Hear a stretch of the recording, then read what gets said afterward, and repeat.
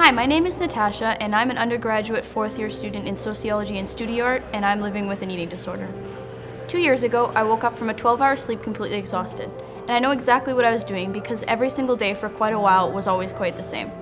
I'd wake up having slept 12 hours, yet feeling completely exhausted.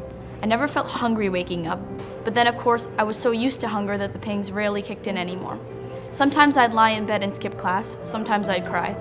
Eventually, I'd slip into clothes that hung off my body because my savings couldn't afford my $40 a day binging and purging habit any more than it could handle my monthly size changes in clothing.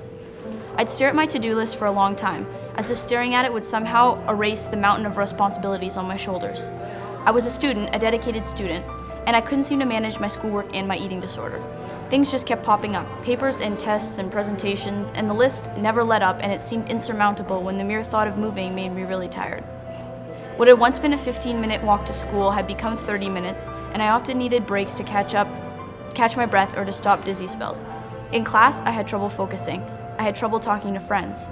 It's difficult to think about school or friendship when the only thoughts in your head revolve around your next binge or how badly you hurt in every way possible. I refused to tell my professors about what was going on.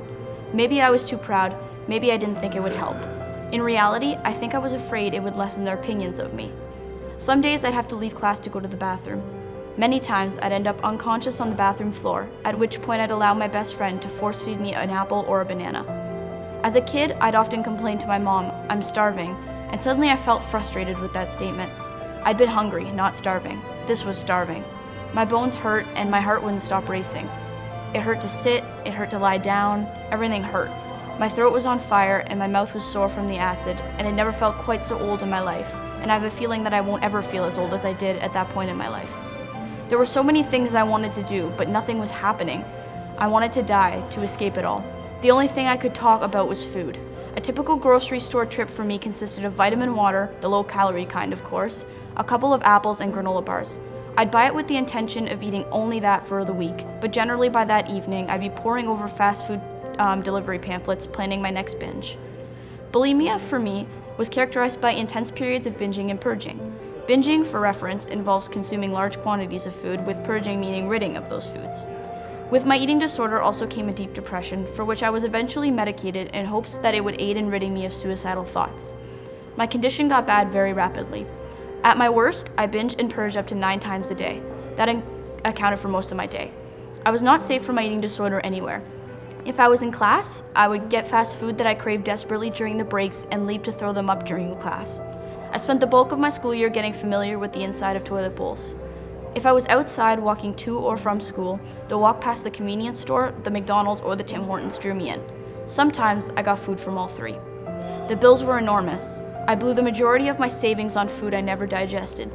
I felt like I was on autopilot. My legs would move and I'd buy things and swipe cards, but it wasn't until I was done binging and purging that the lost person inside of me resurfaced and sat on the cold floor sobbing. I couldn't go to parties or get-togethers. When I did, there was always food, and I could not be left to control myself in the presence of food. If I did go to a party, I'd consume mass amounts of food and throw up wherever I could, a fact that most people did not pick up on because I'd gotten so good at hiding it. I had many different ways of evading confrontation about my multiple trips to the bathroom. I always kept gum on me, and I was always chewing it. I always kept perfume on me, and I never wore workup that could run from the tears that accompanied everything. Out of fear of being discovered, I overcompensated by providing infinite excuses to people about why I needed to go to the bathroom so much. I also dealt with questions of how I could eat so much with comments like, "I haven't eaten all day," or "I can eat a surprisingly large amount for such a small person." I used baths and showers to cover up the sound of throwing up from my parents and to hide it from them after dinner when I was home for the breaks. I felt intense anxiety in situations where I couldn't weigh myself before and after a binge or purge. My eating disorder, as I've come to understand it, functioned twofold. On one side, I was bulimic, binging and purging uncontrollably. On the other side, I was extremely anorexic, meaning that I allowed little to no food to be digested. I managed my anorexic tendencies by making use of a scale, which I became dependent on. In my head, numbers were the most important thing to live by. There were a series of rules that I created surrounding the numbers on the scale that I used to negotiate the way I lived. The number had to drop. That was the most important rule. Even if it was by less than half a pound, it had to drop. I could only eat the equivalent of eating half a pound to my weight in a meal. I'd take a bite, weigh myself, and then the process would continue until the number was met. If I binged, I had to purge until I reached a number I'd been at before. I made no exceptions for myself. I weighed myself after drinking water, I weighed myself after peeing. I was obsessed with the numbers, and I was obsessed with ways to make them go lower. I've come to understand that this was my attempt to control something in my life, a way of coping with things that I struggled with, like my sexuality. I was convinced that water could make me fat. I considered cutting off my hair to lower the number. I'd make a goal and reach it, only to set another goal.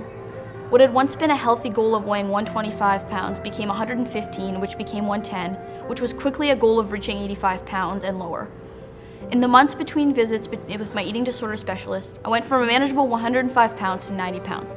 My condition went from serious to life-threatening. My therapist warned me that I may not be able to finish my semester if I continued the way I was. My doctor started to worry about my low blood pressure, my nutrient deficiencies, and my worsening case of acid reflux. To me, these were not serious issues. As long as my number continued to drop, I felt that I would be okay. I came to be where I am today, I believe, because I was ready. I'd made numerous attempts to change my condition.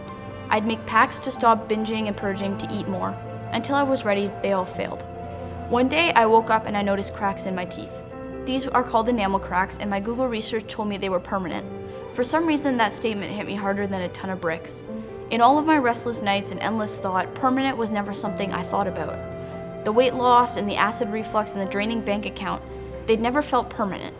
In my head, I was still in control. Something about my teeth, about the permanent mark they bore, stuck with me.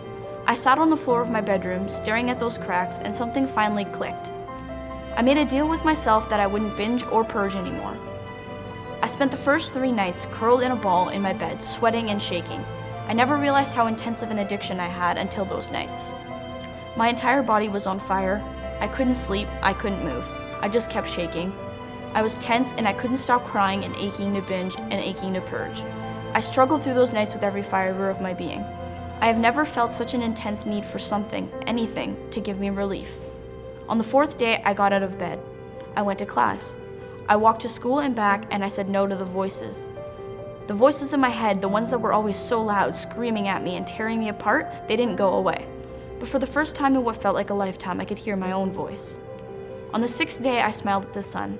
Then I cried for 20 minutes because I hadn't smiled about something so simple in so long. After the first week, I started to notice changes in my body. The sores in my mouth healed over and disappeared. My constant sore throat disappeared.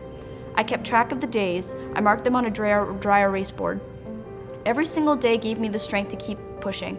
I did not gain mass amounts of weight back. In the first few months, I gained barely 10 pounds. But my mouth was healthy and my throat was healthy, and finally my finances were stable. I finished my semester and summer began.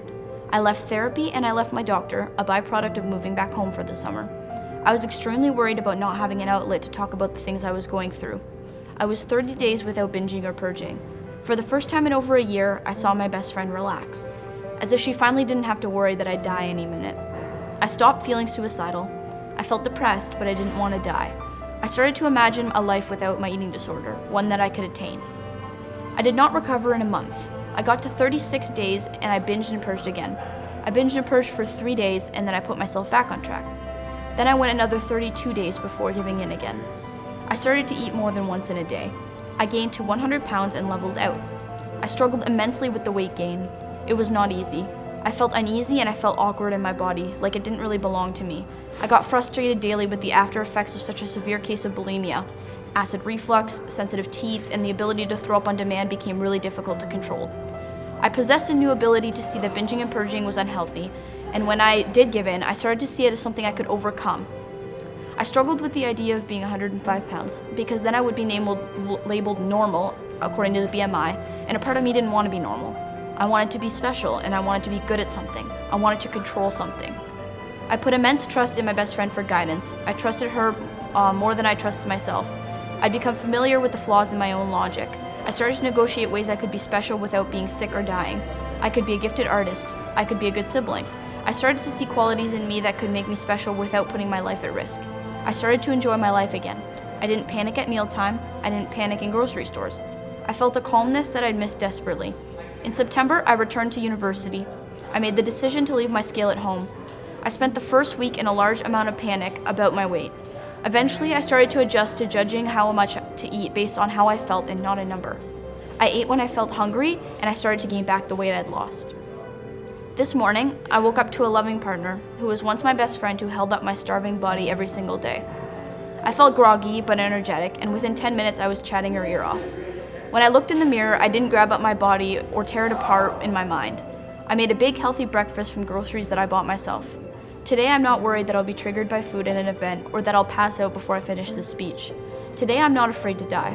I am not broken, not in the slightest. I am strong and durable, and I can be depended on by myself and by other people. I no longer believe that I was broken even in the depths of my sickness. Lost perhaps, but not broken. The experience I have lived and survived have not made me any less of a loving partner or supportive friend. The voices still exist in my head, and I imagine they will for a while. But I don't mind them. They remind me of my own strength because every single day I defend myself and I fight back against them.